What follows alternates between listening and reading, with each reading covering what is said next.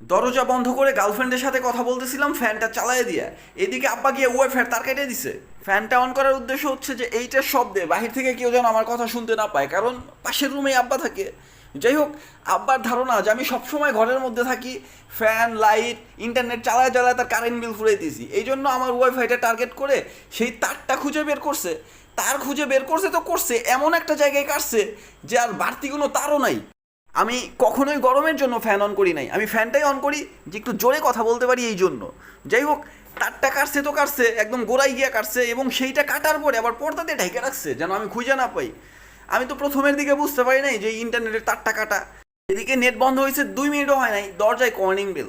দরজা খুলেই দেখেছি পাশের বাসার মেয়েটা, যাকে আমি পাসওয়ার্ড দিয়েছিলাম, এসে বলতেছে ভাইয়া 1 ঘন্টা যাবত নেট নাই, কি হয়েছে? বললাম নেট গেছে মাত্র 2 মিনিট। যাই হোক, কিছুক্ষণের মধ্যে তার ফোনে আবার একটা কল চলে আসলো। কলটা রিসিভ করেই বলতেছে বাবু, নেটটা আসলেই আমি তোমাকে মেসেঞ্জারে কল ব্যাক দিতেছি।